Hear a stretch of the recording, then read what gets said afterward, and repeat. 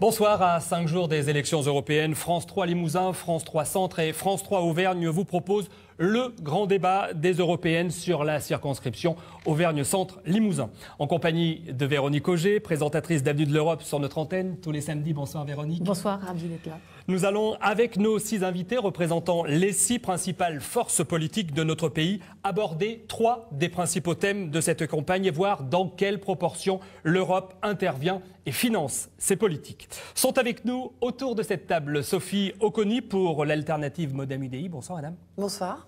Jean-Paul Denanot pour le Parti Socialiste. Bonsoir. Brice Hortefeux pour l'UMP. Bonsoir. Clarisse Eusquin pour Europe Écologie Les Verts. Bonsoir. Bernard Monod pour le Front National. Bonsoir. Et Corinne Morel-Darleux pour le Front de Gauche. Bonsoir à vous. À la fin de cette heure de débat et dans le cadre du principe de l'équité, nous vous donnerons les 19 autres têtes de liste à cette élection de dimanche. Mais avant d'entrer dans le vif du sujet, je vous propose de voir quelques réactions de la rue. L'Europe, c'est quoi? À quoi ça sert? Écoutez. Je suis contre l'Europe, parce que depuis c'est la pagaille, c'est trop cher. C'est une catastrophe pour moi la vision de l'Europe actuelle. Une vision positive, constructive, je pense qu'il reste beaucoup d'Europe à construire. Et c'est justement ça qui manque et qui fait que beaucoup finalement utilisent le non à l'Europe pour dire non à leurs propres politiciens. On perd tous nos droits et n'importe qui arrive de l'extérieur. C'est un atout pour l'avenir, c'est un atout sur la puissance d'achat, ce genre de choses au niveau international. Je pense que c'est une aide précieuse dans bien des domaines. Ça peut très bien nous servir pour, par exemple, travailler à l'étranger. Ah oui, j'aurais voté, oui. Je vais prendre une feuille blanche, je vais marquer non à l'Europe, voilà. Alors l'une des inconnues de ce scrutin réside dans le taux de participation. Manifestement, la campagne n'a pas fait recette. Mesdames, messieurs, dimanche, faut-il s'attendre à une abstention record? Jean-Paul Denanot. J'espère que non, parce que l'enjeu du 25 mai est un enjeu considérable à la fois pour l'Europe et pour la France. C'est l'orientation même de l'Europe qui est en cause. C'est-à-dire que est-ce qu'on veut une Europe qui, comme aujourd'hui, est gouvernée par la droite libérale, ou est-ce qu'on veut, au contraire, une Europe de la croissance? Mais si dans notre pays, les gens ne vont pas voter, c'est bien le gouvernement qui représente votre parti qui peut-être ne les incite pas à y aller. Certes, mais attendez, nous sommes, nous les socialistes, en tout cas, dans l'opposition en Europe. Nous ne sommes pas dans l'opposition à l'Europe. Ne vous méprenez pas, mais nous sommes dans l'opposition en Europe. Et donc nous voulons effectivement renverser l'orientation européenne pour mettre en place des politiques de croissance qui bénéficieront à l'Europe et qui bénéficieront aussi à la France. Monsieur Hortefeux, finalement, peut-être que les femmes et les hommes qui sont autour de cette table et qui participent à cette campagne ne font pas rêver les électeurs. Qu'est-ce que vous en pensez à ça? Justement, il s'agit d'abord pas de faire rêver, il s'agit de dire la vérité. Et faire progresser la vérité, c'est permettre à chacune des grandes familles politiques de s'exprimer, de dire ce qu'elle veut.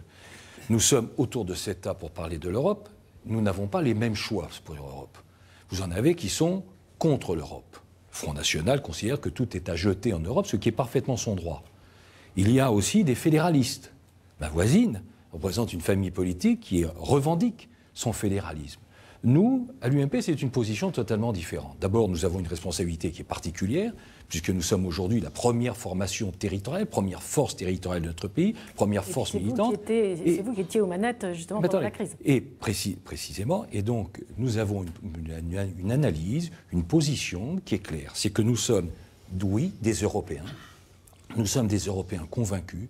Nous savons ce que l'Europe a apporté à la France et ce que la France a apporté à l'Europe. Nous savons qu'il n'y a pas d'avenir pour la France sans la construction européenne, qui seule peut préserver notre avenir, protéger notre identité nationale. Et en même temps, nous sommes des Européens convaincus, mais nous sommes des Européens lucides, parce que nous savons qu'il y a des modifications, des évolutions importantes à construire pour cette Europe que nous souhaitons. Et qu'est-ce qui nous garantit qu'une fois à Bruxelles, c'est loin Bruxelles, vous avez été député européen, qu'est-ce qui nous garantit qu'une fois là-bas, vous allez réellement agir pour la France? Parce que c'est ça que veulent les électeurs. Moi, ce que je veux dire, c'est tout d'abord, merci à France 3 de nous permettre ce débat. Ils ont été rares pendant cette campagne, or ils sont importants, opportuns, quand on entend ce qu'on entend dans votre reportage. Moi, je suis ravie qu'aujourd'hui, nous puissions exprimer le fait que l'Europe n'est pas une option. C'est une nécessité vitale. Le 21e siècle est le siècle des États-continents. Les États-Unis, le Mercosur, l'Afrique, l'Asie, la Russie. La France toute seule, l'Allemagne toute seule, l'Italie toute seule, l'Angleterre toute seule, nous sommes des confettis. Nous n'avons pas le choix que de nous unir. Alors certes, l'Europe telle que nous l'avons construite aujourd'hui ne correspond pas à la conjoncture et nous devons proposer une Europe beaucoup plus ambitieuse, beaucoup plus courageuse, beaucoup plus politique, beaucoup plus lisible, visible, audible dans ce monde qui bouge. Mais je pense que de dire que l'Europe doit voir sa fin demain est une escroquerie intellectuelle et que nos Français, les Français, doivent entendre combien c'est l'avenir de nos enfants. Mademoiselle Lesca, on a beaucoup lu, entendu que l'Europe servait à recycler. Elle recyclait des hommes politiques battus aux dernières élections, certains sont novices également. Qu'est-ce que vous pouvez répondre à ceux qui nous regardent ce soir pour dire non, moi je suis jeune effectivement, mais j'y vais avec l'envie de me battre, l'envie de défendre des idées? Ce qui est intéressant, c'est que je suis à la fois la génération qui a grandi sans frontières, on est dans l'Europe sans frontières, et je suis aussi la génération qui a connu la crise et qui voit aujourd'hui l'explosion des maladies chroniques, des allergies. Et finalement, oui, les gens sont en état de légitime défiance vis-à-vis de l'Europe, mais pas vis-à-vis du projet européen. Ils sont en état de légitime défiance vis-à-vis de l'Europe des marchés, de l'Europe des financiers, de l'Europe des lobbies. Et nous, ce que Europe Écologie Les Verts leur propose, c'est de faire une Europe écologique, sociale, fédérale, pour faire en sorte de régler les problèmes, puisque le dérèglement climatique, pour essayer de le résoudre, de l'atténuer, ça se fera au niveau européen et pas seulement au niveau national. Alors Monsieur Monod, vous appelez, vous dimanche, à aller voter, mais vous appelez à aller voter pour, entre guillemets, dissoudre l'Europe. Vous pensez que c'est un discours fédérateur? Vous pensez que les gens peuvent aller voter pour vous en disant oui, effectivement, on va tout casser derrière? Le 25 mai, nous appelons tous les Français, et en particulier les électeurs de Marine Le Pen, à voter pour aller contre la destruction de la France telle que ça a été fait depuis 30 ans. Je suis ravi enfin de voir M. Hortefeux et Mme Oconi, puisque depuis ce débat, les précédents débats, ils étaient absents. Ce matin, France Bleu, ils avaient piscine certainement, puisque j'ai eu que M. Denano en face de moi et Mme Eusquin. Donc je suis ravi enfin de les voir. Donc voilà, du coup, la campagne aura 4 jours. Aura 4 jours. C'est pour ça que les Français se désintéressent de cette campagne aux européennes. Alors donc nous appelons pour faire une Europe des patries, une Europe des nations qui coopèrent entre elles, comme c'était le cas avant l'Union européenne, avant l'Union de Bruxelles, qui a détruit la France. Le bilan est catastrophique. La France a 2000 milliards d'euros de dettes, 6 millions de chômeurs et d'exclus, dont l'UMP, le PS sont responsables. Donc il faut effectivement que les Français s'intéressent à cette campagne et à y voter le 25 mai. Alors Madame Morel-Darleux, l'un des moteurs de l'Union européenne, c'est la paix. Tout le monde est d'accord à peu près autour de cette table. En revanche, avec ce qui se passe aujourd'hui en Ukraine, on voit que ce n'est pas nécessairement facile, c'est peut-être même raté. Est-ce que la position de l'Europe vis-à-vis de ce conflit, est-ce qu'elle vous paraît la bonne? Est-ce qu'aujourd'hui, elle est audible d'abord? D'abord, je voudrais quand même réagir, parce que si la campagne de M. Monod ne dure que 4 jours, il y a un certain nombre d'entre nous qui sommes quand même sur le terrain depuis plus d'un mois.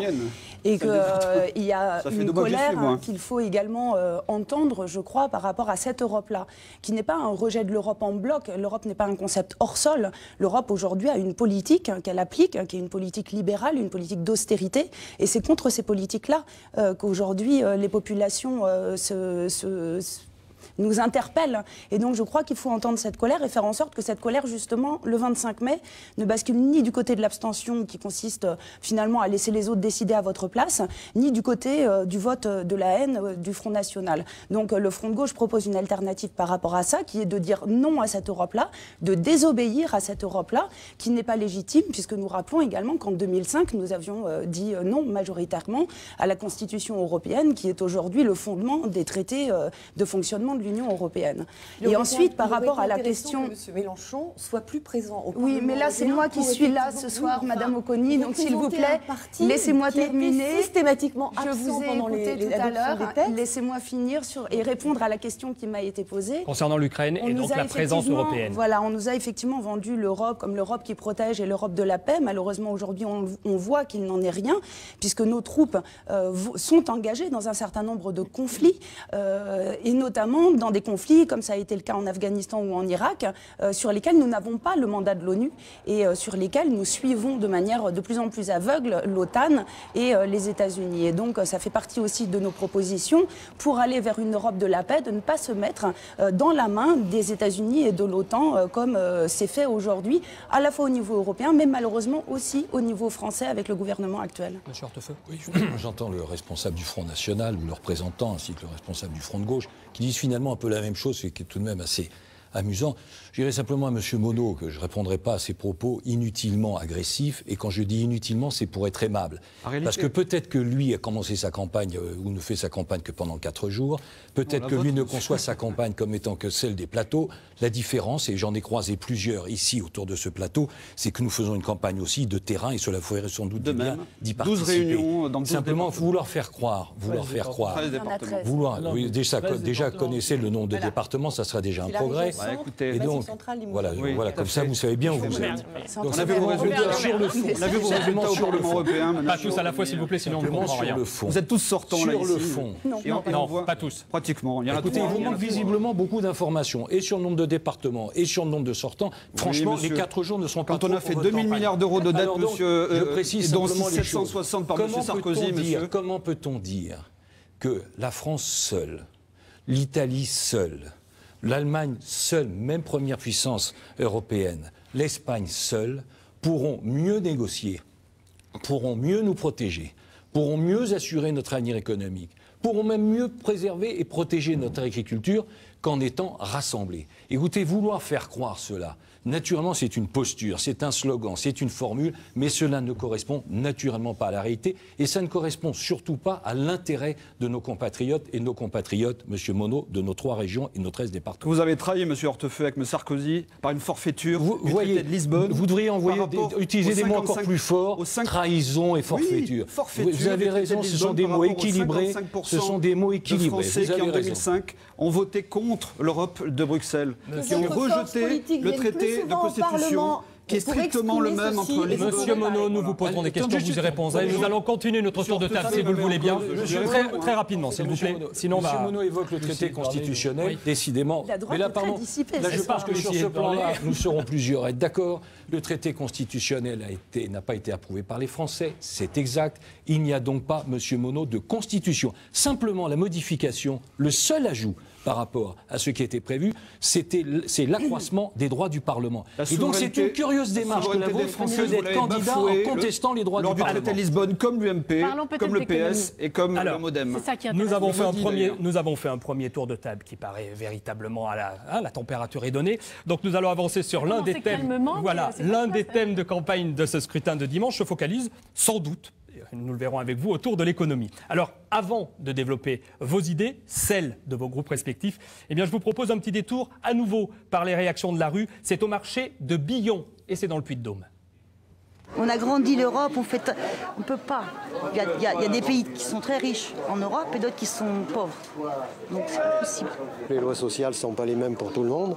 Et à partir du moment où on n'a pas où on n'a pas été vers cette égalité de loi sociale, on ne peut pas progresser et donc on sera tout le temps embêté. En fait, l'Europe, c'est un problème d'équilibre. Il y a des pays qui étaient là, et d'autres qui étaient là. Aujourd'hui, on est en train de faire ça. Ceux qui étaient en haut descendent et ceux qui sont en bas, ils essayent de grappiller quelques places, quoi, tout simplement. Si on avait investi depuis des années dans l'innovation, si on avait choisi de favoriser l'industrie, si, j'en pourrais en rajouter une longue liste, on serait plus compétitif. Donc il faut d'abord être compétitif. Alors après on verra si l'euro nous est plus ou moins favorable.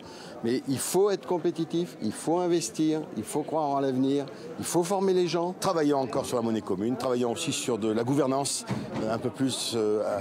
un petit peu plus approfondi. Tout est un problème de gouvernance aujourd'hui et un problème de retour vers l'Europe et que les États puissent un petit peu partager avec l'Europe. Ne pas toujours dire quand c'est mauvais, c'est la faute de Bruxelles et ne pas toujours dire quand c'est bon, c'est chez nous. L'économie, sa place dans l'Europe, la position de la France, est-ce que selon vous, c'est là-dessus que les Français vont voter et vont vous juger, Monsieur Denao? Bien, c'est un sujet important. C'est un sujet important pour nos territoires, bien entendu, pour les 3 régions qui constituent cet ensemble pour l'Europe. J'ai envie de dire que à la fois l'industrie, à la fois l'agriculture sont effectivement importants pour notre avenir. Nous avons trop longtemps en France abandonné l'industrie. Et moi, concrètement sur l'Europe. Pardon ? Concrètement sur l'Europe, est-ce qu'elle doit nous protéger? Est-ce qu'elle doit... Je pense que l'Europe doit rassembler justement les États pour mettre en place des politiques industrielles. Parce que la France seule ne pourra pas mener un certain nombre de politiques industrielles d'importance. Nous avons fait Airbus ensemble, en Europe. Nous sommes capables de faire, je crois, une filière de l'énergie. Nous sommes capables de faire une filière des matériaux. Il y a de quoi travailler ensemble en Europe pour peser dans le contexte mondial, pour faire en sorte que nous soyons compétitifs, à la fois par rapport aux États-Unis, mais aussi par rapport aux pays émergents. Je pense à la Chine, je pense à l'Inde, je pense au Brésil. Nous sommes face à des États-continents. Et donc, si nous ne sommes pas capables de nous regrouper pour mettre en place des filières industrielles, la France seule n'y arrivera pas. Actuellement, ce qui préoccupe les gens, c'est l'austérité, c'est la rigueur, c'est la crise. Là, vous parlez de grands projets qui viendront peut-être dans 20 ans, dans 30 ans. On est en plein dans le sujet. Concrètement, qu'est-ce qu'on peut faire? On est en plein dans le sujet. C'est précisément parce que nous voulons une nouvelle croissance qu'il faut se donner les moyens. Et les moyens, eh bien, ce n'est pas le budget actuel de l'Union européenne qui va le permettre, c'est clair.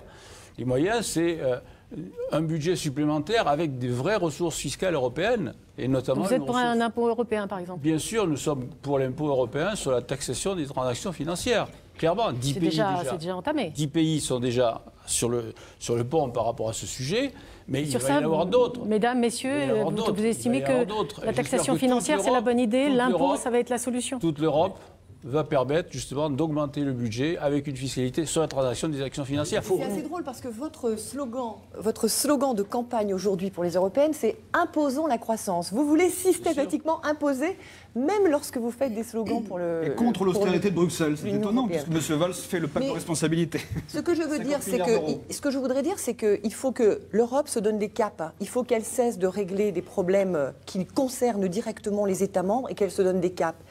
Le cap de la convergence fiscale et sociale, parce que c'est ça le vrai sujet. Et il faut que nous soyons, nous les politiques, courageux pour lancer une convergence fiscale et sociale, une politique européenne industrielle, on en a parlé, une politique de l'immigration, c'est aussi un vrai sujet, des quotas migratoires, ça n'est pas un gros mot, et vous n'avez pas le monopole de ce sujet, monsieur, absolument pas. Il faut effectivement qu'une agence européenne de l'immigration décide de quotas par filière, par métier, et que nous ayons un contrôle aux frontières qui soit doté de moyens.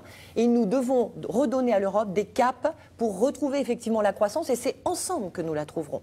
On n'a peut-être pas entendu assez Madame Musquin et Madame sur ce sujet de l'économie. Un petit peu moins quand même. Aussi, ne vous inquiétez pas. Sur le sujet de l'économie, je pense que les Français ont besoin de courage politique. Ce qu'on a vu actuellement, c'est une Europe qui a favorisé l'union monétaire, mais qui a oublié de faire l'union économique. Et nous, ce que les écologistes, on propose, c'est de choisir réellement d'avoir des politiques stratégiques. Dire oui, l'industrie, c'est un secteur important pour l'Union européenne. Votre voisin, alors? Non. Enfin, oui. Puisque, par exemple... Choisissez alors. Alors oui. Oui, mais par exemple sur les secteurs d'avenir, sur l'industrie verte, sur la transition énergétique. Par exemple, on sait qu'aujourd'hui, l'Union européenne a certaines compétences dans les transports en commun. Le monde va avoir besoin de plus en plus de transports en commun. Disons au niveau européen, oui, les transports en commun sont un secteur stratégique. Oui, mais concrètement, qu'est-ce que vous ferez pour mettre ça en place? Comment vous financez la transition énergétique? Alors nous, 1600 milliards d'euros, comment s'il vous plaît, des réelles ressources propres pour l'Union européenne, aussi financées par la taxe sur les transactions financières, une taxe sur les transactions financières qui soit réellement ambitieuse et réelle. C'est logique, monsieur, puisqu'il faut quand même oublier que c'est la finance, c'est le secteur bancaire européen qui a eu des produits toxiques, qui a causé la crise, qui a fait que les États ont eu des dettes énormes et ensuite on a spéculé sur la dette. Donc c'est finalement un ordre juste de dire nous taxons les flux financiers et nous le redonnons aussi aux citoyens, à tous les Européens, pour faire en sorte d'être dans une société solidaire. Madame Morel-Darleux, c'est aussi la politique du pays qui peut faire la différence. Aujourd'hui, est-ce que vous vous sentez plus proche de la Grèce, voire du Portugal, ou alors est-ce qu'on serait sur le point de talonner l'Allemagne ? Je vous remercie de cette question parce que justement, j'allais intervenir en disant que j'aimerais bien qu'on parle un petit peu plus des 27 millions de chômeurs qu'il y a aujourd'hui en Europe quand on parle d'économie. Parce que l'économie, ce n'est pas uniquement des histoires de gros sous. Et aujourd'hui, pour la grande majorité des peuples européens, c'est une question très concrète de crise sociale et économique dont on parle beaucoup, mais qui a des conséquences très quotidiennes. Et notamment, vous faites bien de le dire, effectivement, en Grèce, au Portugal, mais aussi en Espagne, en Italie et de plus en plus en France. Et par rapport à ça, un certain certain nombre de directives qui ont été votées par les députés européens sortants, et je pense notamment à l'application de la directive sur les travailleurs détachés, aggravent les choses et aggravent la situation. Est-ce qu'elle aggrave ou est-ce qu'elle les organise? Non, ce qu'elle organise, le contrôle est mal fait, organise cette directive sur les travailleurs détachés, c'est la compétition entre les travailleurs des différents États membres, d'une part. D'autre part, effectivement, la politique nationale aggrave encore cette situation-là, puisque c'est exactement la même que celle qui est menée au niveau européen avec les fameux 50 milliards de plans d'économie. Et nous avons, nous, des propositions permettant de ne pas faire ce zèle libéral d'obéissance à l'ensemble des injonctions de Bruxelles en matière de réduction des déficits publics. Première chose, c'est que dans ces déficits publics, il y a une grosse part illégitime qui est due notamment au remboursement des intérêts de la dette. Pourquoi? Tout simplement parce qu'aujourd'hui, il existe une banque centrale européenne qui n'a pas le droit de prêter directement aux États. Donc les États sont obligés de s'endetter sur les marchés financiers.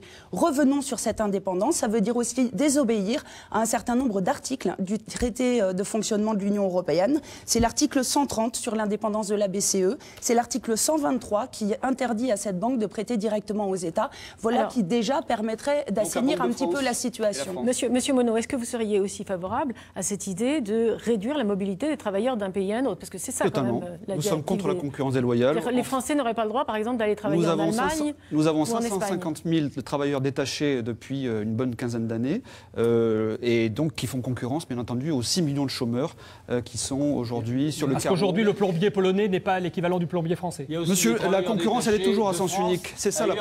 Mais monsieur, c'est dérisoire les montants, c'est dérisoire. Aujourd'hui, c'est bien le travail à bas coût qui vient en France et qui vient s'imposer. Il y a 550 000 personnes, 200 000 plus 350 000 clandestins. Donc aujourd'hui, il y a une concurrence déloyale par rapport aux 6 millions de chômeurs réels et qui sont en exclusion. Qu'est-ce qu'il faut faire? Il faut fermer toutes les frontières. Qu'est-ce qu'on peut faire alors? Tous les chômeurs sont réels et ils ont tous les mêmes droits sur le territoire français. Par la faute de votre austérité, de votre politique du PS et de l'UMP. L'UMPS a un bilan catastrophique depuis 30 ans. Mais qu'est-ce que vous proposez de faire? 2 000 milliards d'euros de dette. Ce que je propose, c'est de rembourser. Ce que je propose, c'est de rembourser vos dettes, celles que vous avez mises en place avec un plan de désendettement. Pour cela, proposez des choses concrètes, monsieur. Vous me laissez parler, Madame Oconi? Merci. Vous aboyez des mensonges, monsieur. Je peux parler, Madame? Merci. Donc, des mensonges, il faudrait déjà que vous soyez suffisamment... Allez-y, parce que là, on écoute vos solutions concrètes. Donc, et pour ça, nous avons besoin de la monnaie nationale, donc du nouveau franc français, qui vaudra 1 franc égale 1 euro, monnaie commune. Alors, à quoi ça sert? Alors, à quoi ça sert? Monsieur, attendez. Donc, vous souhaitez que la France sorte de l'euro? 2 000 milliards de dettes, c'est celle que vous avez faite, l'UMP et le PS. Donc, on s'accorde à dire qu'on veut rembourser vos dettes, parce que la France est un État de droit, et nous allons la rembourser.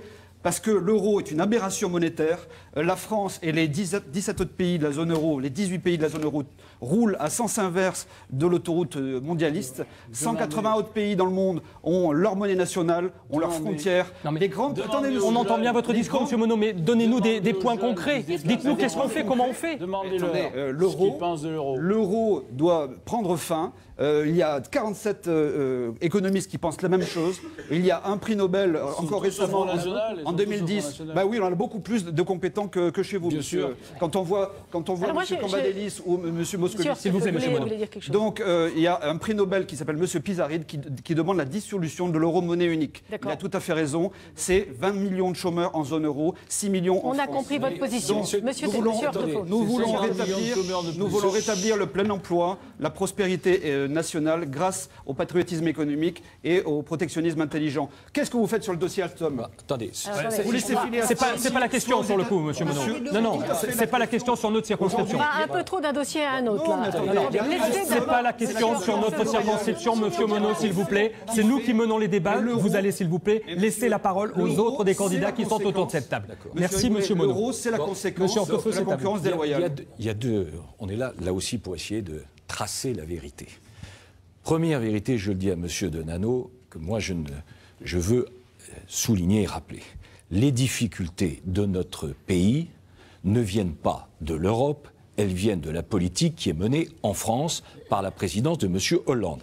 Quand on a 3 300 000 demandeurs d'emploi, le double de celui de l'Allemagne, quand on a le taux de la fiscalité la plus élevée d'Europe. Nous sommes au 27e rang sur les 28. Lorsque l'on enregistre le record de défaillance d'entreprise, lorsque l'on enregistre le record de déficit de commerce extérieur, lorsqu'on enregistre le record de baisse des investissements, le record de la baisse des investissements dans notre pays, pardon, les difficultés de la France ne proviennent pas de Bruxelles, elles viennent de la politique qui est menée en France. Et la meilleure démonstration en est que les autres pays se redressent tandis que nous nous courbons. Deuxième élément, pour reprendre à M. Monod, pour reprendre ce que dit M. Monod sur l'euro. Nous avons compris, et c'est très bien, il est pour la sortie de l'euro. C'est très bien, c'est très clair, c'est très clair. Mais il faut donc bien que ceux qui nous écoutent comprennent que la sortie de l'euro, premier élément, ça veut dire que l'on revient à une monnaie nationale. Et donc, on imprime à tout va les billets. Ça, il n'y a pas d'inflation à ce moment-là. Pas du tout. Ça suffit. Mais dans le programme du Front National, S'il vous plaît, Monsieur Monod. Dans le programme du Front National, il y a les rétablissements des droits de douane. Et là, formidable. Pas de mesure de rétorsion. Il faut être sérieux. La sortie de l'euro, c'est mécaniquement l'augmentation, pour prendre un exemple, de 15 à 25% du coût de l'énergie. Et j'ai fait d'ailleurs un débat avec Mme Le Pen qui n'a pas pu me démentir. Je lui ai dit c'est automatique, c'est mécanique, sortie de l'euro, c'est plus 25%. C'est ça la réalité. Pour les Français, ça signifie l'appauvrissement. Le programme du Front National. Et je ne suis pas, moi, vis-à-vis du Front National, dans une posture idéologique. Si vous disiez quelque chose de juste, eh bien, je le dirais. Ça ne me gênerait en rien. Simplement, ce que vous dites, c'est faux. Votre proposition, votre programme, c'est aujourd'hui l'appauvrissement des Français. C'est cela la conséquence de ce que vous imaginez. Merci, Monsieur Denanot. Monsieur Denanot, s'il vous plaît. 2 000 milliards d'euros de dette, Monsieur Monod, vous prendrez la parole quand nous vous la donnerons, s'il vous plaît. Monsieur Hortefeux, moi, je veux bien que vous accusiez le Parti Socialiste, François Hollande et les gouvernements de la situation depuis 2 ans, de la situation en France. Mais souvenez-vous quand même de l'héritage que vous nous avez laissé. Oui, mais 2 ans après, l'héritage est un peu affaibli quand même, comme argument. La dette, elle se rembourse pas en 2 ans, M. Hortefeux. Je suis désolé. La dette, c'est vous qui l'avez creusée. Et aujourd'hui, il faut le record de la dépense publique, c'est pas vous, ça. Le record de la fiscalité, c'est pas vous. Le record des chômeurs, c'est pas vous. C'est tout ça, c'est vous. C'est M. Sarkozy. 1 million de chômeurs. 3 300 000 aujourd'hui. Tenez-vous au courant, c'est 3 300 000 aujourd'hui. Laissez-moi vous dire l'héritage que vous nous avez laissé. Et aujourd'hui, nous sommes obligés de redresser les comptes publics. Et nous voulons justement que l'Europe permette ce redressement dans la souplesse. Parce qu'aujourd'hui, si effectivement nous étions tenus de rembourser comme on nous le demande, eh bien c'est la perte totale de la croissance, c'est la perte totale de l'activité qui se profilerait. Nous avons donc... Oh, mais s'il vous plaît, quoi, ça suffit maintenant. C'est pénible. Non, mais c'est incroyable, ça. Allez-y. L'idée, effectivement, c'est de permettre à l'économie de repartir. C'est pas en demandant le remboursement immédiat de la dette qu'on va y arriver. Il faut étaler cette dette et il faut surtout permettre de sortir les investissements d'avenir des critères de convergence. Ça, c'est important pour nous. C'est la solution pour s'en sortir. Permettre enfin que la France puisse retrouver la croissance parce qu'elle ne sera pas contrainte par ces critères de convergence. Mademoiselle Oscar, on a parfois l'impression, malgré tout, que c'est la prime aux mauvais élèves. On l'a vu avec le Portugal, on l'a vu avec l'Espagne, on le voit avec les pays faibles. Et on a l'impression que l'Europe donne plus. C'est en tout cas ce qui ressort parfois de ce que l'on peut entendre sur une conversation de marché, par exemple. Est-ce que ce n'est pas aussi votre impression? Comment peut-on défendre ça, battre ça? Je voudrais juste dire quelque chose. J'ai un euro ici. Et je voudrais rappeler qu'actuellement, en Europe, il y a des millions d'Européens qui utilisent cet euro. Et donc l'euro, c'est un symbole. C'est le symbole de la coopération. Et ce que je dis souvent, c'est que l'Union européenne, on apprend beaucoup quand on regarde un match de foot ou un rugby, c'est si on la joue perso, ça marche pas très bien. Si on la joue collectif, eh bien ça marche et c'est l'union qui fait la force. Et c'est le même principe au niveau de l'Union européenne. Et c'est aussi comme ça que si on sort de l'euro, on aura la compétition au lieu de la coopération. Non, on aura des prix, les prix vont exploser, tout ce qui est importé, notre essence, Quand savez-vous nos téléphones, ces prix vont exploser. Mais vous vous lancez des anathèmes en l'air. Vous l'avez chiffré tout ce que vous dites? Est-ce qu'on peut parler sans que M. Monod parle? Si c'était possible, je le voudrais bien. Je lui ai demandé à plusieurs reprises, si vous voulez. Sauf à l'obéionner, ça va être compliqué.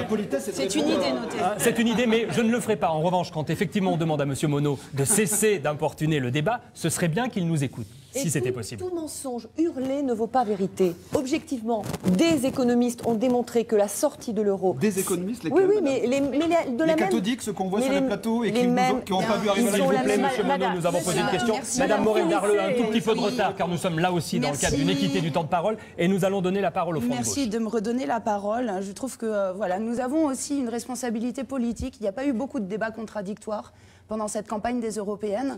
Et j'aimerais que nous donnions envie aux électeurs d'aller voter le 25 mai, aussi par le respect que nous portons à ce débat sur ce plateau. Et vous pensez que là, honnêtement, on puisse leur donner envie? Donc, je voudrais revenir sur la question de ces déficits publics et juste rappeler quand même que ce que certains appellent dépenses publiques sont en réalité des investissements dans un certain nombre de services publics notamment, que cela concerne des enseignants, des infirmières, des cheminots, des postiers, autant de services publics qui, particulièrement dans cette circonscription et en zone rurale, sont souvent le dernier rempart qui existe entre la pauvreté et la grande misère.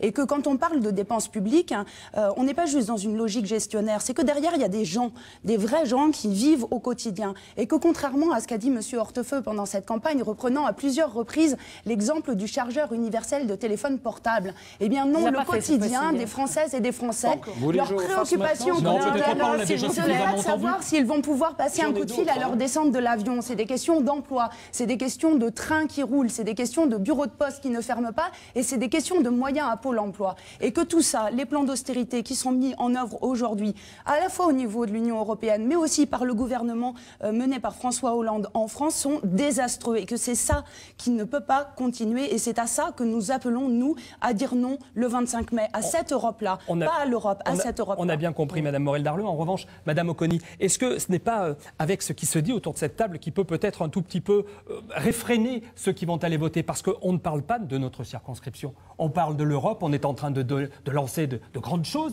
Mais concrètement, pour nous Auvergnats, pour nous de la région centre, pour nous Limousin, qu'est-ce qu'on peut leur apporter pour que l'économie elle soit meilleure et que finalement on ne se pose pas la question de savoir comment à la fin du mois on va peut-être régler telle ou telle facture ou acheter sa baguette? Vous savez, l'Europe aujourd'hui, concrète sur nos territoires, c'est à la fois la PAC.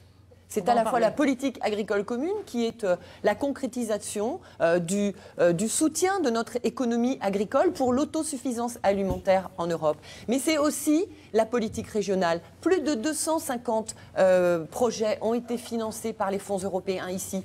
Et là où on a une vraie valeur ajoutée européenne, c'est que quand on a 1 euro européen, nous avons des leviers à travers les interventions privées et des collectivités. Nous avons aussi une Europe concrète sur les territoires à travers toutes ces politiques qu'il faudrait que la France s'approprie, comme se l'approprie l'Allemagne, comme se l'approprie l'Autriche, comme se l'approprie certains États membres de l'Union européenne, pour qui il n'y a pas de problème, pour qui aujourd'hui l'Union européenne est un vrai levier de croissance, et créateur d'emplois, et créateur d'activités, et créateur de richesses. Oui, les choses sont à parfaire. Oui, il y a de la perfection à apporter en environnement, en social. Mais que serions-nous les uns et les autres, seuls, après avoir traversé cette crise économique de 2008? Mais pourquoi ne le dites-vous pas plus souvent? Parce que très souvent, on voit les députés européens, on voit les régions, on voit les départements qui vont à Bruxelles, qui essayent d'obtenir des choses, qui obtiennent des routes, qui obtiennent des fonds, vous venez de le dire,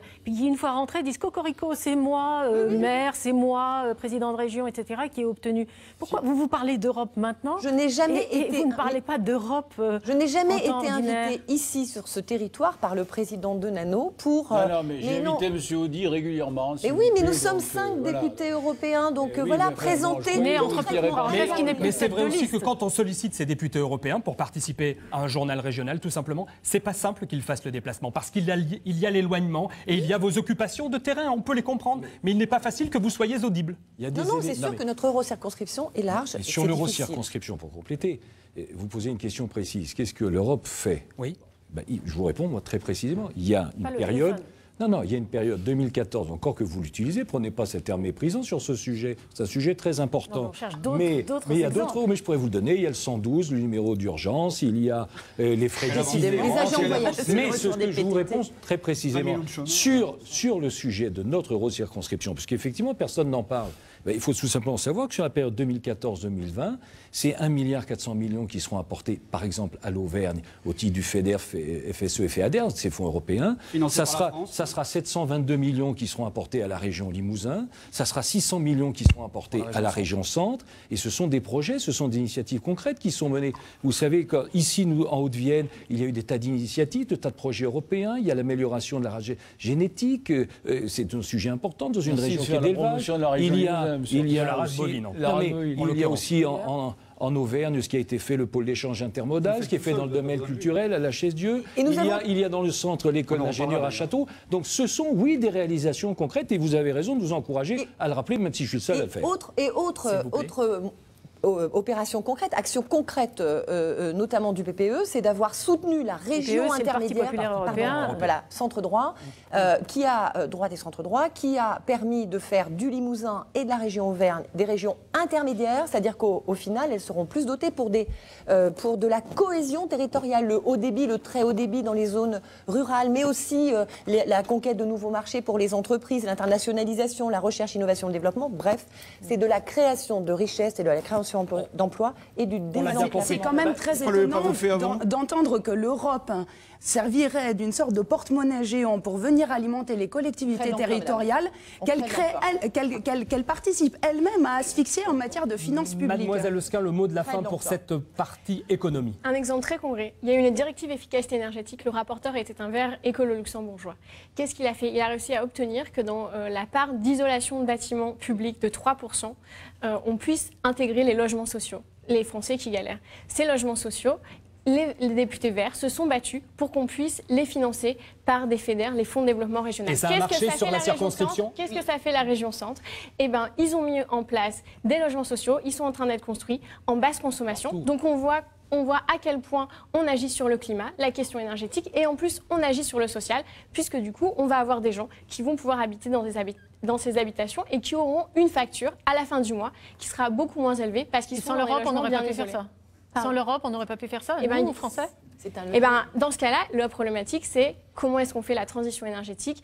Et les écologistes sont persuadés que faire une transition énergétique au niveau européen, c'est beaucoup plus intéressant. Un mot sur l'économie. Et comment l'indépendance énergétique de l'Europe, et on devient il fallait parler sur l'économie, beaucoup plus fort face à Poutine et au Non, mais quand vous l'apprenez, c'est pour parler d'autre chose. Donc parlez de l'économie, s'il vous plaît, mais parlez réellement d'économie. Arrêtez de couper c'est le système bancaire aujourd'hui qui est en difficulté énorme à cause du problème de l'euro, monnaie unique. C'est l'union bancaire. C'est l'union bancaire, c'est la guerre économique entre la plupart des 28 pays de l'Union européenne et les 18 de la zone euro. Aujourd'hui, c'est l'austérité permanente dont les Français vont s'en rendre compte avec le pacte de responsabilité. C'est le patriotisme. C'est le patriotisme économique. Monsieur a déjà dit ce qu'il imaginait proposer. Et sur le dossier Alstom, mesdames et messieurs, que faites-vous? Que faites-vous sur le dossier Alstom? Oui, mais sur la circonscription, si vous voulez, sur la circonscription, le dossier Alstom. Oui, mais sur la circonscription, le dossier Alstom nous intéresse peut-être un petit peu moins. Parlez d'abord de la circonscription. Sachez qu'il y a 13 départements et essayez effectivement de parler des régions Centre, Auvergne et Limousin. Autre sujet, merci Monsieur Monod, nous passons au sujet suivant. Autre sujet très consommateur de budgets européens, trop peut-être pour certains, et nous le verrons, eh bien c'est la PAC, la politique agricole commune. Alors avant de connaître vos positions, petit florilège de réactions. Lorsqu'on parle de PAC, ça vous branche? De PAC, oui. C'est-à-dire? La PAC a augmenté la production, on est devenu autosuffisant en France et les Polonais maintenant qui sont rentrés dans l'Europe ont développé leur agriculture d'une façon extraordinaire. La PAC, vous savez ce que c'est? La politique agricole commune. Ah oui. À quoi ça sert, vous savez? Beaucoup pour les agriculteurs et pour moi, c'est leur donner énormément d'aide.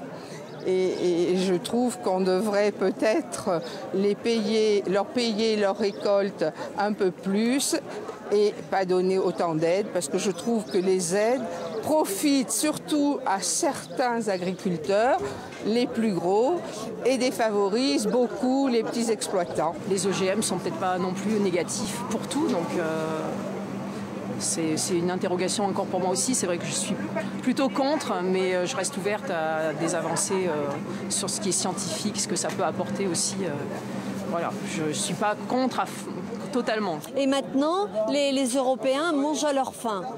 Donc je pense que la PAC est importante. Jean-Paul Denanot, la PAC et l'Europe, c'est bonnet blanc et blanc bonnet. C'est en tout cas l'impression que ça donne. Sans Europe, plus d'agriculteurs, plus d'agriculture? En tout cas, beaucoup de difficultés. Clairement, je voudrais dire combien j'ai été satisfait de voir que la PAC a été sauvée par François Hollande et Stéphane Le Foll notamment. C'est une nouvelle génération de la politique agricole commune qui va permettre effectivement, en plus de réorienter la politique agricole commune en direction des petites exploitations. Et donc je crois que c'est une bonne nouvelle pour l'ensemble des 3 régions d'ailleurs qui sont concernées, et notamment pour les activités d'élevage. Je crois qu'il était important de pouvoir réorienter la PAC. Moi, lorsque j'étais au Parlement européen, j'ai passé très longtemps, j'ai 9 mois, on a voté le bilan de santé de la PAC, qui a permis effectivement de réorienter déjà, dans un premier temps, notamment sur les productions vides. Aujourd'hui, il faut rééquilibrer la politique agricole commune. Alors justement, vous avez une région qui est énorme et vous allez être écartelé entre, je dirais, les intérêts du grand céréalier et les intérêts du petit éleveur. Qu'est-ce que vous allez faire, les uns après les autres, de façon concrète et courte, pour essayer justement d'harmoniser et d'équilibrer? On ne va pas être écartelé, on va essayer d'être le plus juste possible dans la mise en œuvre de cette politique agricole commune. C'est vrai qu'il y a des écarts aujourd'hui qui ne sont pas acceptables. Mais entre les céréaliers, par exemple, et les éleveurs? Pas tous les céréaliers, parce qu'il y a des céréaliers qui fonctionnent sur 50 hectares. Il y a des éleveurs qui fonctionnent sur 20 hectares. La situation est extrêmement différente d'un territoire à l'autre, d'une région à l'autre. Donc ce que nous voulons, nous, c'est que la PAC soit rééquilibrée en faveur notamment des petites exploitations, parce que c'est ça qui fait vivre les territoires ruraux. Et puis derrière la PAC, n'oublions pas qu'il y a le deuxième pilier, c'est-à-dire ce qu'on appelle le FEADER, qui est maintenant pris en charge par les régions. Le deuxième pilier, Fonds de développement rural, parce que ce n'est pas que l'agriculture d'ailleurs qui est derrière, c'est aussi le développement rural. Et moi je dis souvent aux agriculteurs que leur intérêt, notre intérêt, c'est aussi d'avoir un milieu rural vivant, c'est-à-dire de faire en sorte qu'il reste des services, qu'il reste des couvertures santé, qu'il reste des services publics et marchands, qu'il y ait un monde rural vivant autour d'eux et qu'ils ne soient pas seuls au milieu d'un désert. Donc l'idée, c'est effectivement d'avoir une politique agricole commune qui permette à la fois de nourrir les citoyens, d'avoir des productions de qualité, mais aussi de maintenir un milieu rural vivant. Madame Morel-Darleux, que faut-il faire pour que les Limousins ne se sentent pas déshérités par rapport aux gens du centre et que les Auvergnats aient aussi quelque chose, une enveloppe qui puisse les intéresser? Il faut vraiment réorienter la PAC et non pas, comme vient de le dire M. Denanot, de la manière dont ça vient d'être fait, puisque la nouvelle PAC, en réalité, n'a pas été réorientée en direction des plus petits agriculteurs, puisqu'il n'y a toujours pas de plafonnement des aides, que les aides sont toujours données à l'hectare en fonction du nombre d'hectares et non pas sur des critères sociaux, d'emploi ou environnementaux, et que même en matière de verdissement de la PAC, qui nous a été tant vanté pourtant, en réalité, on a réduit le critère de surface d'intérêt écologique. Donc cette nouvelle PAC, elle n'a pas été réformée, en tout cas pas dans le sens que nous portons nous au Front de Gauche, c'est-à-dire qu'elle continue à bénéficier aux très gros agriculteurs et pas à ceux qui en ont le plus besoin, notamment je pense à l'agriculture paysanne, qui est effectivement très importante dans la circonscription. Et pour avoir débattu aussi bien avec les syndicats majoritaires agricoles qu'avec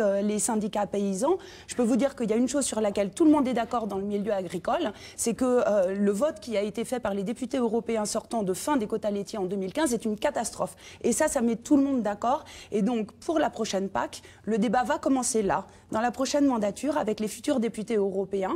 Et vous pouvez compter, en tout cas, sur les députés du Front de Gauche pour le coup, vraiment réorienter la politique agricole commune. Monsieur Monod, dans vos discours, dans vos rencontres avec les agriculteurs sur le terrain, que disent-ils? Est-ce qu'ils trouvent que la PAC en fait assez? Ou alors est-ce qu'au contraire, ils vous demandent d'être encore plus interventionniste pour que les enveloppes soient plus importantes? Absolument. Ils demandent que la France soit l'interstratège et qu'elle propose la PAF, la politique agricole française, contre la PAC 2014-2020 qui est en total démantèlement. Mais c'est possible ça? Mais bien sûr que c'est possible. Comment feriez-vous? Où la souveraineté revient en France et que l'État est stratège et qu'il soutient bien entendu l'économie nationale et les agriculteurs. Financièrement, ça risque de coûter très cher, non?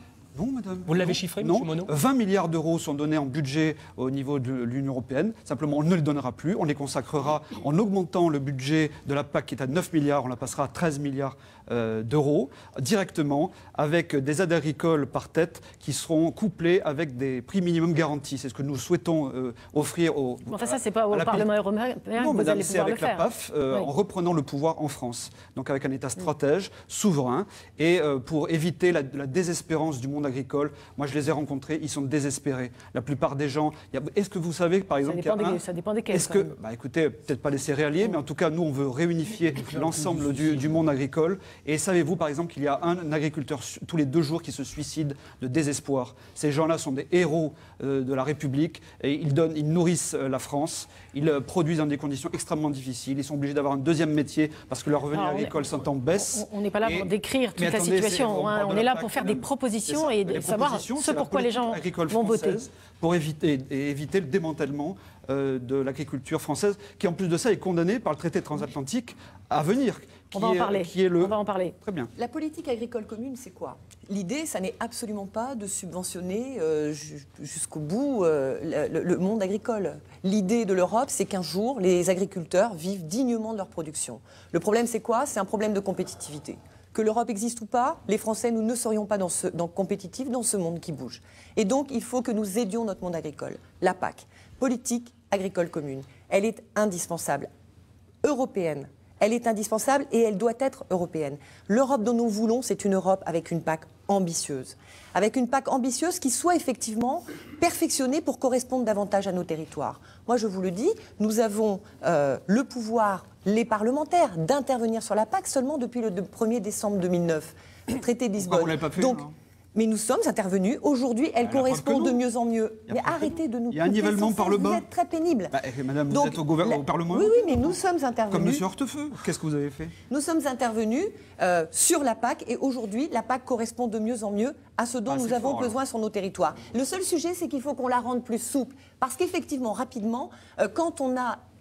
au niveau des céréaliers, la tonne à l'hectare doit être de l'ordre, en moyenne, et doit être de l'ordre de 180 € la tonne à l'hectare.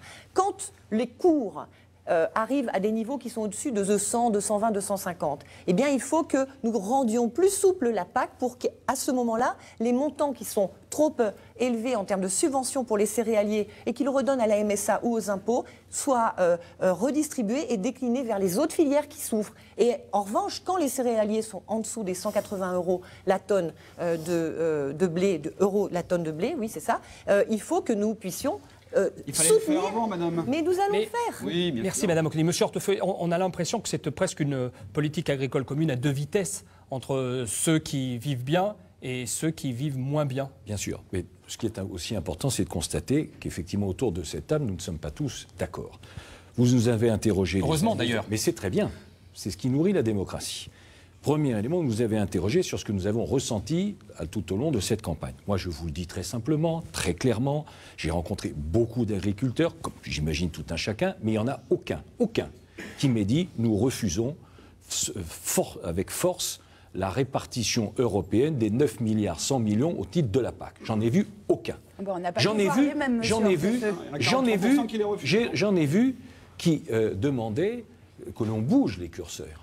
Et donc c'est une différence. Monsieur le représentant du Front National, vous-même, vous êtes contre la PAC. C'est très bien. Parfait, vous êtes contre, c'est votre droit. Non, ma voisine a demandé, sa famille demande la suppression du premier pilier. C'est aussi sa responsabilité. Absolument pas. Nous, si c'est dans votre programme, c'est le programme du Parti libéral. Pas du tout. Et donc, et d'ailleurs même, je ne sais pas exactement dans quel groupe vous allez siéger, mais je sais qu'au sein du groupe libéral, il y a un parlementaire qui a demandé la suppression de la PAC. Donc, sans doute vous le condamnez, on se connaît avec un Sophie Anglais, longtemps. Non, c'est un Allemand en l'occurrence, mais peu importe, mais en tout cas, c'était demandé. En tout cas, nous, je le dis, moi, ma famille politique, la campagne que je mène, elle est claire, elle n'a pas d'ambiguïté. Nous défendons la PAC, nous considérons que c'est un atout pour notre agriculture, que cela a contribué à la préserver, même si, bien sûr, la question du curseur se pose. On aurait fait la campagne, vous nous auriez invités il y a 5 ans, vraisemblablement, les céréaliers auraient été très heureux et les éleveurs très mécontents. Aujourd'hui, le curseur a bougé, vous l'avez indiqué à juste titre. Les céréaliers, c'est vrai, je le constate, sont un peu préoccupés et les éleveurs sont à peine rassuré, mais en tout cas, aucun ne m'a dit qu'il ne voulait pas des 9 milliards 100 millions. Merci mais vous avez voté la baisse du budget de la PAC, monsieur Hortefeux? Bien sûr. S'il vous plaît, mesdames, parce que mademoiselle Eusquin est en retard. Mademoiselle Eusquin, Europe Écologie Les Verts, dans ce dossier politique agricole commune, où se situe-t-il? Que demande-t-il? Que souhaite-t-il faire? Nous, on appelle la PAC la politique agro-industrielle commune. Pourquoi? Parce qu'on a un gros problème de répartition. C'est ça le problème de la PAC. C'est qu'on a 80% de la PAC qui va seulement à 20% des exploitations. On a la moitié des agriculteurs qui touchent, en Europe, qui touchent 500 €. Ce que nous demandons, c'est un plafonnement de la PAC. On s'est battu pour, on ne l'a pas obtenu. Et surtout, on demande une réforme complète de la PAC.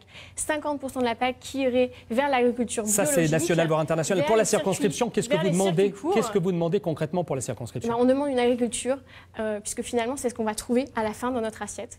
Et donc, cette agriculture doit être bonne pour notre santé. Donc, on demande une agriculture avec beaucoup moins de pesticides.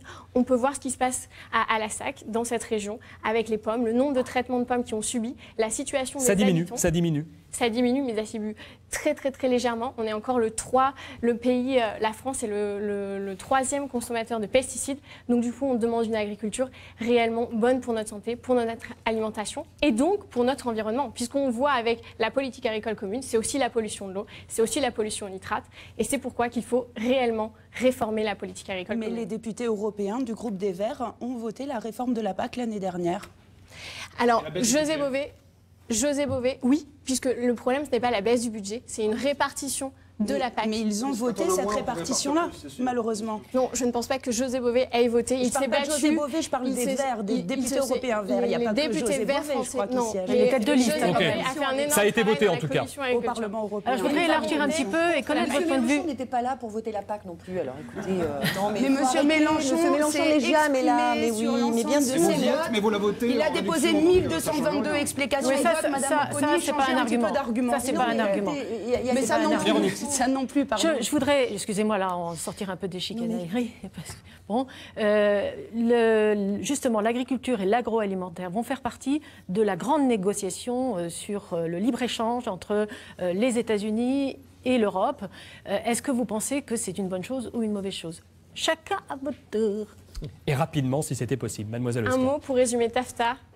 Fini la TAFTA, parce que alors là, on ne comprend rien. Fini la démocratie, vive les multinationales. C'est le gros problème de ces négociations qui ne sont pas transparentes. Il faut les ouvrir ou il ne faut pas les ouvrir alors? Et qui remettent en cause la question des normes sociales et environnementales qui font la force de notre modèle qui peuvent les remettre en cause, mais on n'est pas obligé de céder aux Américains dans une négociation. Par contre, on a des tribunaux arbitraux qui vont signifier que les entreprises agroalimentaires vont pouvoir attaquer tous les États et les collectivités territoriales s'ils ne respectent pas la loi. Qui menacent les investissements. Qu'est-ce qu'on a vu? On a vu des entreprises qui ont attaqué par exemple les Québécois parce qu'ils avaient supprimé les permis d'exploitation des gaz de schiste. On voit Veolia en Égypte qui attaque l'État égyptien parce que... Donc il ne faut pas ouvrir. On a menacé... Non, il ne faut pas ouvrir. Monsieur Denano, en 20 secondes, s'il vous plaît, car il ne reste plus que 8 minutes 20. Je pense qu'il est difficile de fermer les frontières, parce que le commerce international, il va dans les deux sens. C'est-à-dire qu'on importe, mais on exporte aussi. Et donc aujourd'hui, on est déficitaire par rapport aux États-Unis. Donc il faut peut-être regarder cette question. Mais il ne faut pas faire n'importe quoi. Donc vous êtes favorable? Non, attendez. Il ne faut pas me dire pas me faire dire que je suis favorable au traité en question. Mais vous le dites vous. Il n'existe pas encore, il est en négociation. Mais il faut l'ouvrir. Il est allé faire allégeance à M. Obama, alors il faudrait savoir. Mon président, il est responsable. Et mon président, je le connais bien, imaginez-vous. Il ne fera pas n'importe quoi. Il est allé faire allégeance. Il est issu de notre région. M. Obama, Monsieur Monod. Pour le traité transatlantique. Il est issu de notre région. Et il sait très bien. Il sait très bien qu'il faut défendre les productions régionales, les productions de l'agriculture, justement raisonnée, biologique, de qualité. Oui. Et là, nous ne céderons pas sur ces questions-là. Voilà. Nous ne pouvons pas accepter de céder sur la qualité des produits et la qualité des échanges. Vous ne connaissez même pas le contenu des négociations. Mais attendez. Alors, on ne va pas rentrer dans ce détail-là, parce que ceux qui nous regardent, je ne suis pas convaincu. Oui, mais je ne suis pas convaincu que ceux qui nous regardent, ça les intéresse dans le détail. Un détail quand même, c'est que le traité en question, qui est soi-disant est en discussion, effectivement, il sera présenté au Conseil des chefs d'État, des 28. Il sera présenté au Parlement européen. Là, vous prendrez vos responsabilités, moi aussi. Il sera présenté au Parlement national. Si tant est que vous soyez élus dimanche. Bien sûr. Les uns et les autres. Comme vous dites. Il y a donc, effectivement, il y a un certain nombre de garde-fous, quand même, sur cette question-là importante. Madame Morel-Darleux, s'il vous plaît. Les garde-fous seront ceux que le peuple se fixera en votant, effectivement, dimanche. puisque sur ce projet de traité transatlantique, effectivement, un mandat de négociation a été donné par M. Hollande, sans que la population française ait été informée. Moi, je l'ai constaté pendant toute la campagne. Très peu de nos concitoyens sont au courant. On en est au tout début. Le coup d'envoi a été donné en 1998 à ce projet de traité transatlantique. Vous voyez bien, ça fait plus de 20 ans. Et en 2002, un premier rapport a été voté par le Parti socialiste, par l'UMP et même par le président des Verts à l'époque, Daniel Cohn-Bendit. Et aujourd'hui, on apprend par des fuites, par le biais du Huffington Post, le contenu d'un certain nombre de mandats. Vous pouvez tout trouver sur de négociation. Oui, c'est peut-être sur le site. On a un vrai gros déficit, pardon, laissez-moi finir. Il paraît qu'on a peu de temps, alors laissez-moi au moins. Mais ne dites pas des choses qui ne sont pas exactes. On a un gros déficit démocratique et d'information sur cette question, et visiblement, il n'y aura pas de référendum citoyen sur cette question. Donc nous souhaitons que cette élection européenne soit un référendum pour ou contre ce projet de traité transatlantique. Le Front de gauche s'est toujours prononcé contre depuis des années et continuera à le faire, et avec les députés européens qui siégeront, pour une raison simple. C'est que concrètement, ce projet, s'il est adopté, veut dire la mise à bas de nos normes sociales et environnementales, c'est-à-dire tout l'exact inverse de ce qu'il faudrait faire pour continuer à protéger nos normes, nos AOC et un certain nombre de nos appellations viticoles, par exemple, pour en revenir à la circonscription. Monsieur Monod. Le traité transatlantique est ce que j'appelle moi le traité de l'infamie, tout comme les traités de Maastricht, de traité de constitution européenne en 2005 et le traité de Lisbonne mis en place par M. Sarkozy. À chaque traité, nous avons été maltraités et ça ne fera pas exception avec le traité transatlantique. Nous voterons contre. Pourquoi ? Parce qu'on veut sauver l'agriculture française, on veut sauver le service public, tout ce qui est hôpitaux, gendarmerie, postes, écoles, etc. Tout ça va reculer si le traité passe. Donc nous serons les défenseurs des Français sur ce dossier-là, comme sur le dossier d'Alstom d'ailleurs. Au moins c'est clair. Madame Oconi. Moi, je veux juste dire, 30 secondes, s'il vous plaît. Rapidement, la directive sur faut-il, alors le résumé, c'était faut-il une voix forte pour l'Union européenne sur la scène internationale ? J'ai voté oui, Marine Le Pen a voté non, M. Mélenchon a voté non. C'est vous dire combien vous êtes totalement en contradiction systématiquement. Moi, ce que je veux expliquer à nos auditeurs... on a vu les résultats. Taisez-vous, mais taisez-vous. Les auditeurs doivent comprendre ce dont il s'agit. Ce traité de libre-échange, c'est quoi ? Très rapidement, s'il vous plaît. Très rapidement. C'est organiser la relation économique entre les États-Unis et l'Union européenne. Pourquoi ? Parce que les règles de l'OMC ne correspondent plus à la conjoncture économique et ne protègent plus l'Union européenne. Vous nous reprochez depuis des années de ne rien faire à ce sujet. Alors, nous avons décidé d'organiser un libre-échange bilatéral entre l'Union européenne et les États-Unis. Alors, ça ne doit pas être un accord de libre-échange, ça doit être un accord de juste échange. C'est ça, c'est faire en sorte que nous protégions notre production. Juste un dernier mot. Il faut que vous mesuriez combien des négociations de cette importance ne peuvent pas être mises devant l'ensemble des citoyens. Ah bon, ça doit pourquoi ? se faire dans des conditions... Plus c'est important, plus ça doit être mis devant les citoyens, justement, Madame Oconi. Non, je regrette. C'est quand même incroyable d'entendre ça. Entamé la démocratie. L'accord de libre-échange doit être entamé entre les États-Unis et la Commission européenne, et ensuite le Parlement européen, parce qu'il est la représentation démocratique de l'Union européenne. Devra intervenir dessus, enrichir. Merci Madame Oconi. Monsieur Hortefeux, un dernier mot sur cette question précisément. Ce traité de libre-échange, bien sûr, nourrit beaucoup de fantasmes. La réalité, quelle est-elle ? Vous avez toute une succession d'experts internationaux, notamment la Banque mondiale, qui indiquent que si ce traité aboutissait, ce qui n'est pas encore le cas, puisque en réalité, ça a commencé sérieusement la négociation en 2011 et ça se terminera au plus tôt en 2018. Donc pas de fantasme, il y a le temps pour discuter. Mais quelle serait la conséquence de l'application de ce traité ? Ça serait, selon un certain nombre d'experts, un rebond de croissance, 0,5. Ceux qui n'ont pas besoin pour une fois, si on peut terminer juste une seconde, donc un rebond de croissance. Deuxièmement, l'espoir de 380 000 emplois qui seraient créés, une augmentation de 6% de notre commerce extérieur avec les États-Unis, c'est-à-dire très concrètement l'accès pour un certain nombre d'entreprises françaises, des petites et moyennes entreprises, au marché américain, ce qui n'est pas le cas. Donc c'est cela l'objectif de ce traité. Il n'en demeure pas moins, bien sûr, qu'il faut être vigilant. Et nous avons les 4 années qui viennent pour être vigilant. Qu'est-ce que ça veut dire être vigilant ? Ça veut dire effectivement empêcher le bœuf aux hormones, c'est effectivement empêcher le poulet chloré. C'est cela la réalité. Donc l'objectif n'est plus 2015, monsieur Hortefeux. Le mandat de négociation... Informez-nous, puisque nous n'avons pas l'information, justement. Écoutez, regardez-la bien. Justement, on va aller consulter consulter sur Internet. Donc vous verrez, vous avez le mandat de négociation. S'il vous plaît. Je suis content de vous avoir fait quelque chose aujourd'hui. C'était vous le confirmez. Et donc, c'est entre 2011 et 2018. Simplement 5 secondes. Donc je dis simplement, le traité est intéressant et sans doute important pour notre pays, mais bien sûr qu'il faut exercer notre vigilance. Parfait. Et nous avons ces années pour le faire. Parfait. Merci beaucoup, mesdames, messieurs, d'avoir participé à cette émission. Avant de se quitter, je vous l'avais dit en tout début d'émission, et dans le cadre de l'équité, je vous invite à prendre connaissance des autres listes engagées sur ce scrutin. Le nom de la formation et sa tête de liste, elles sont au nombre de 19, puisque dimanche, vous serez appelés à voter pour 25 listes se présentant donc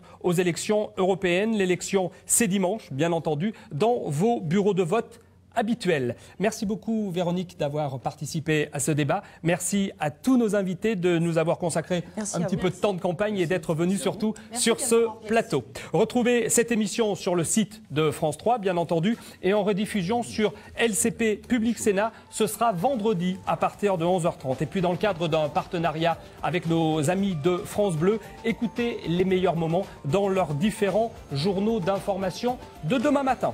Merci à nouveau à tous. Très bonne soirée sur France 3. Sans plus attendre, eh bien c'est la suite du Soir 3.